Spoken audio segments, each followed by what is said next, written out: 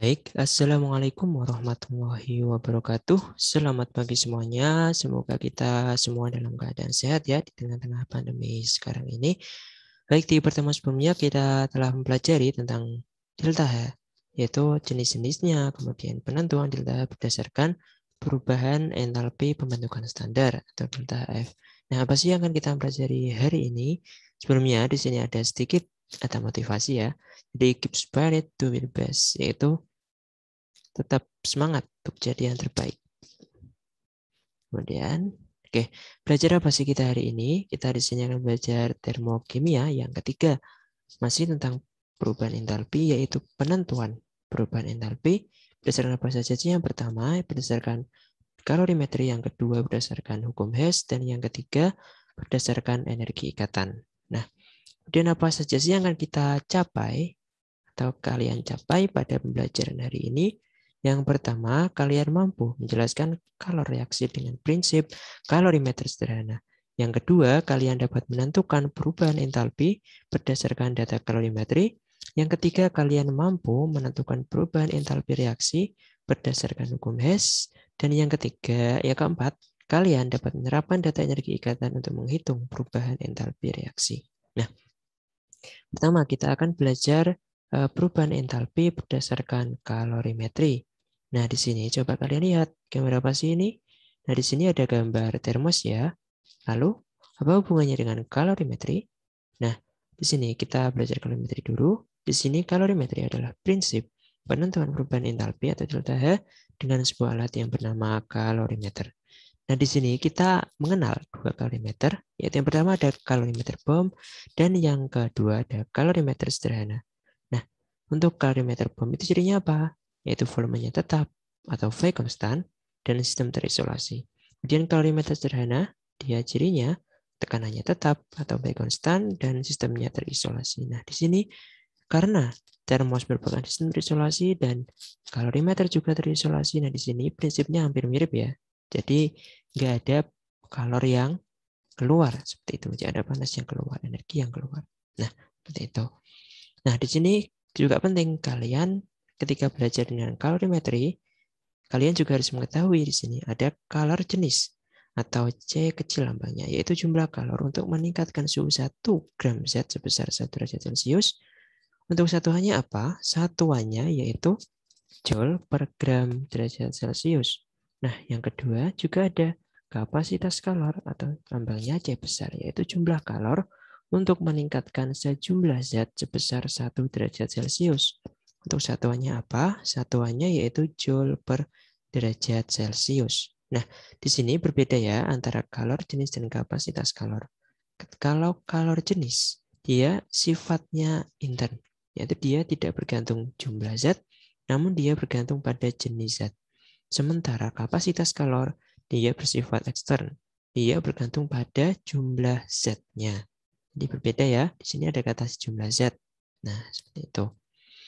Lalu, apa sih hubungannya dengan kalorimetri yang kita pelajari kali ini? Di sini kita bisa menentukan Q, yaitu panas yang dilepas atau kalor yang dilepas atau diserap. Nah, di sini ada, nah, untuk kapasitas kalor, yaitu kita bisa cari dengan rumus massa Z dikali dengan kalor jenis atau C kecil.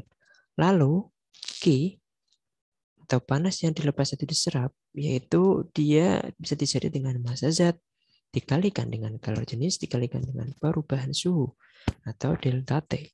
Nah, karena di sini massa dikali kalor jenis merupakan kapasitas kalor, jadi kita bisa substitusikan ganti.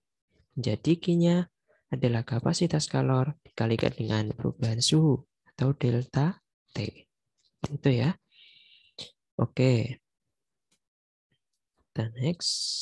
Nah, di sini kita coba lihat gambar. Di sini di sebelah kiri ada gambar kalorimeter sederhana dan yang di kanan ada kalorimeter bom. Tentunya berbeda ya. Namun kita coba perhatikan. Nah, di kalorimeter sederhana di sini ada larutan yang bereaksi. Ini ada termometer, stirrer. Kemudian di kalorimeter bom di sini ada sampel yang dibakar. Dia menghasilkan panas.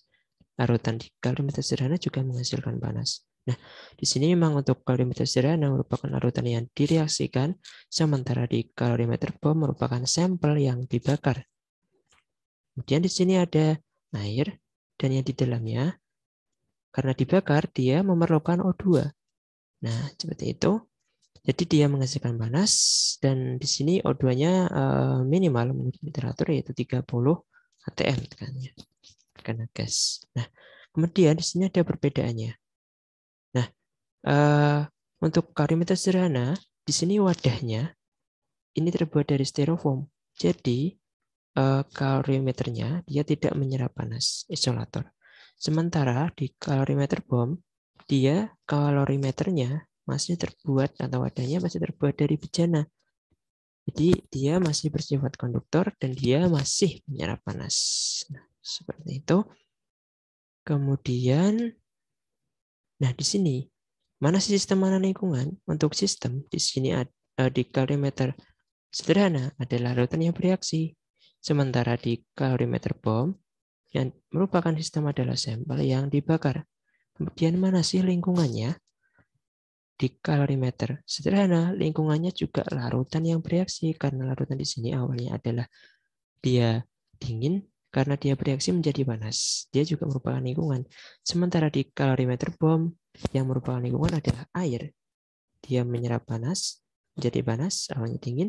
Kemudian bejananya karena dia tadi menyerap panas ya, masih terbuat dari baja konduktor. Nah, untuk rumusnya, karena kalorimeter dianggap tidak ada energi yang dilepas, maka Q sistem ditambah Q lingkungan sama dengan 0.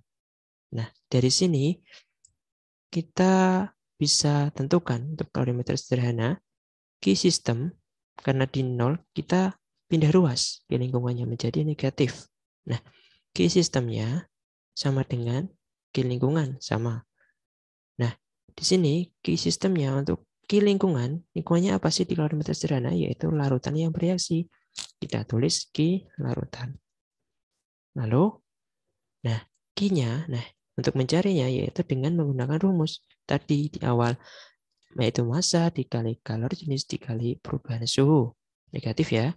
Nah, kemudian untuk yang kalorimeter bom sama, Q sistem sama dengan main Q lingkungan. Namun Q lingkungannya ini berbeda. Ada dua, yaitu dari air dan bejana atau kalorimeternya. Nah, jadi Q sistemnya yaitu negatif Q air ditambah Q kalorimeter. Nah, lalu Q-nya bisa kita tentukan di sini. Untuk Q airnya sama kayak seperti di kalorimeter sederhana, yaitu massa dikalikan kalori jenis dikalikan perubahan suhu ditambah Q kalorimeter, yaitu kapasitas kalor dikali perubahan suhu. Nah, itu ya bedanya antara kalorimeter sederhana dan kalorimeter bom. Oke, kita lanjut. Nah, mari kita aplikasikan dalam suatu soal. Nah, misalkan sebanyak 100 ml HCl 0,5 molar dicampur dengan 100 ml NaOH 0,5 molar dengan kalorimeter sederhana, yaitu anggap kalorimeter tidak menyerap panas. Suhu awal HCl dan NaOH adalah 22,5 derajat Celcius dan suhu air campuran adalah 25,86 derajat Celcius.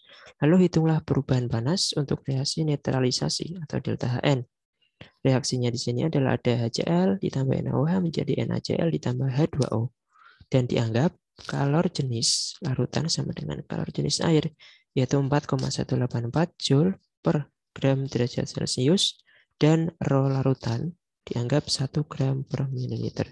Nah, di sini gimana sih solusinya? Awalnya kita menghitung massa HCl yaitu sama dengan massa NaOH. Ya, karena di sini ada volume dan rho, kita cari dengan menggunakan rumus itu, yaitu massa adalah rho dikali volume. 1 gram per mililiter dikali 100 mililiter. Jadi masing-masing massa NaOH dan HCl adalah 100 gram.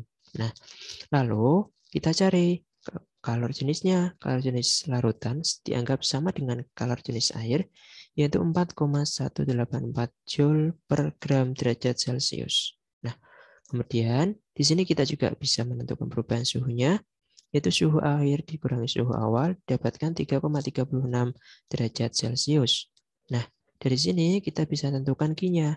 Q sistem dari tadi yaitu negatif Q lingkungan.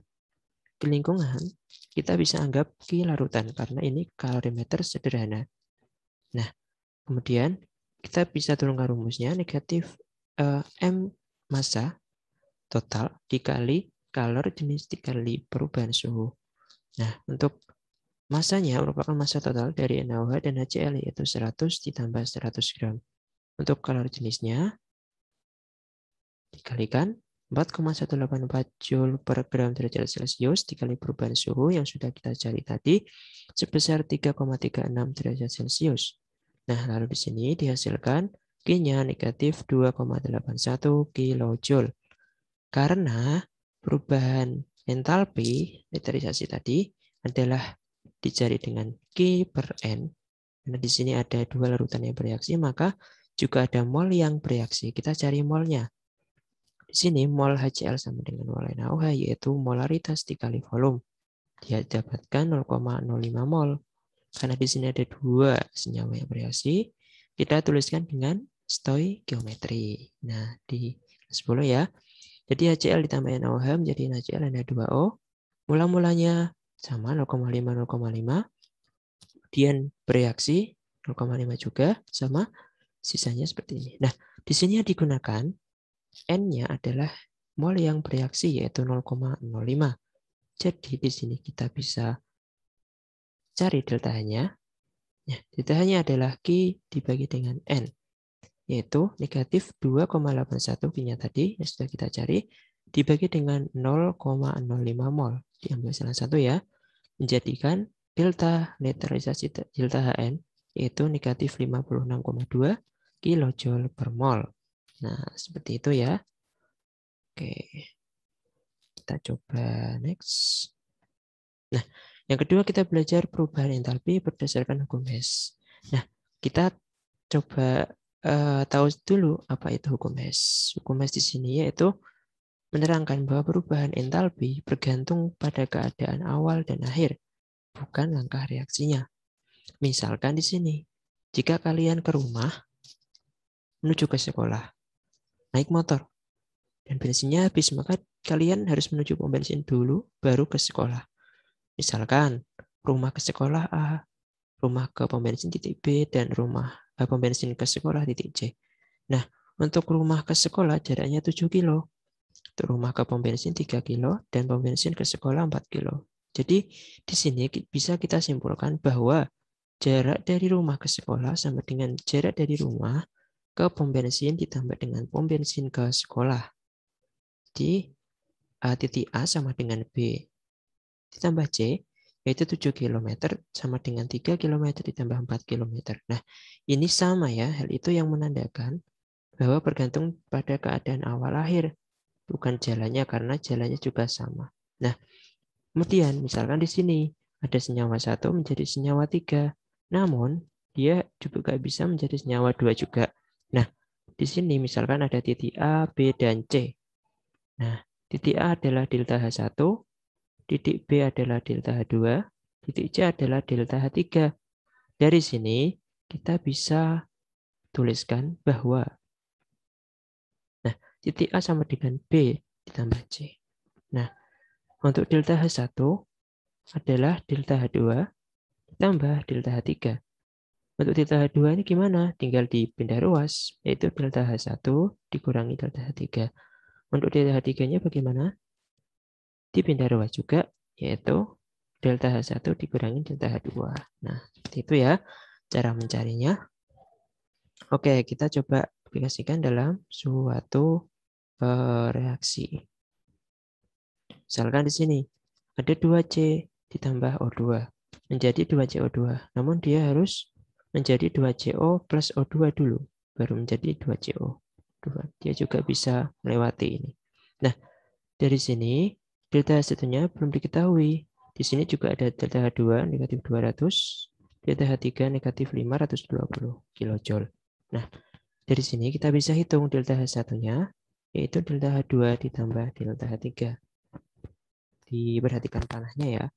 Jadi seperti matematika. Nah, yaitu negatif 200 ditambah negatif 520, yaitu negatif 720 kJ. Lalu, apa hubungannya sih dengan diagram energi di pertemuan sebelumnya? Nah, di sini kita coba lihat apa sih hubungannya dengan diagram energi. Nah, di sini diagram energi. Lalu kita coba letakkan 2CO2, kita letakkan di atas. 2CO, kita letakkan di bawah. Dan di tengah ada 2CO plus O2. Nah, dari 2C plus O2 menjadi 2CO plus O2, yaitu nilainya adalah delta H2, yaitu negatif 200. Untuk 2CO plus O2 menjadi 2CO2, nilainya adalah delta H3.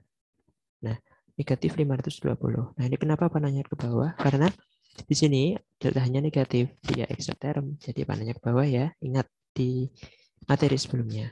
Nah, untuk 2C plus O2 menjadi 2CO2, yaitu dia delta H1 yang sudah kita cari, yaitu negatif 720 kJ.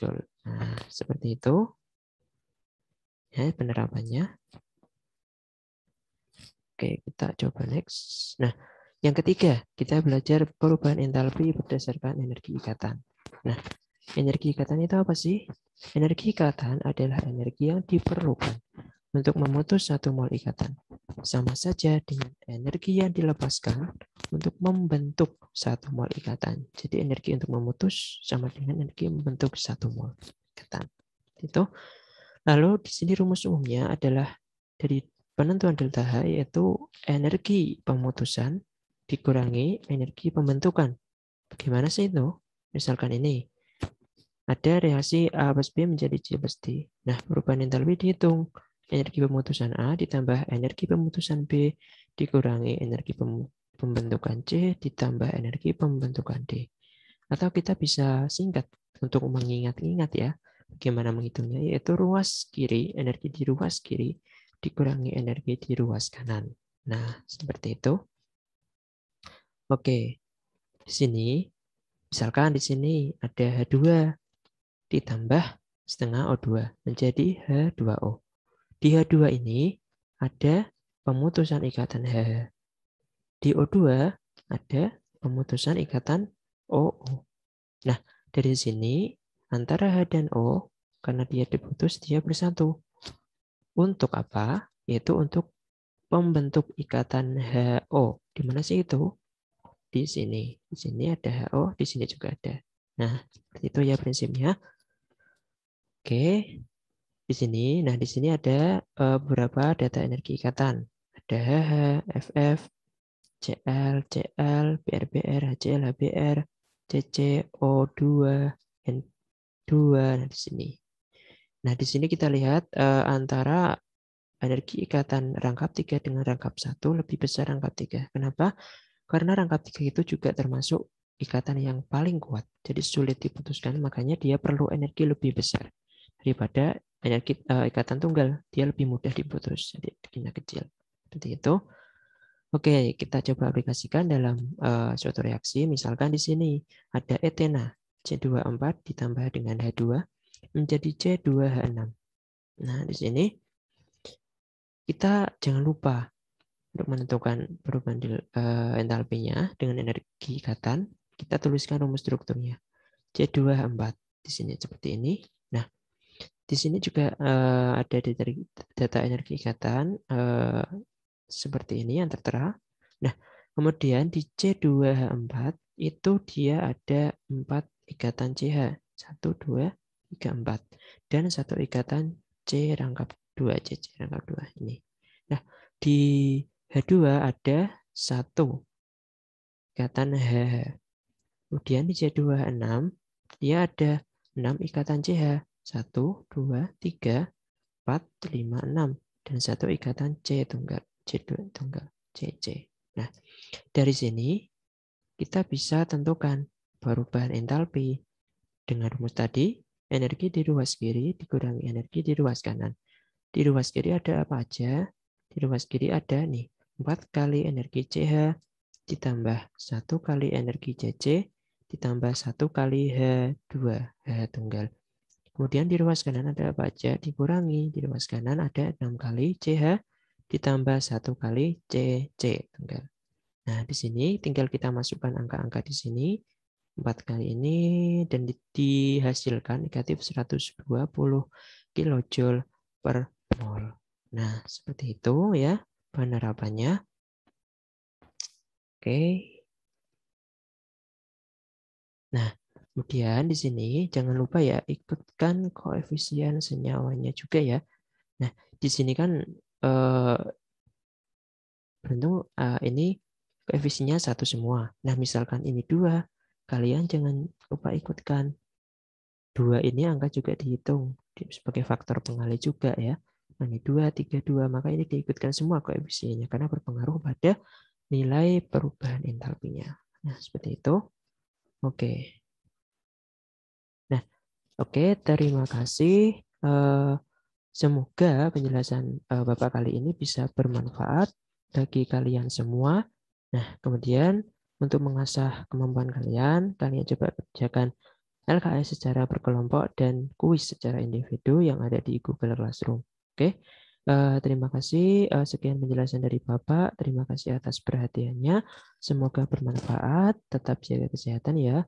Bapak tutup. Wassalamualaikum warahmatullahi wabarakatuh. Terima kasih.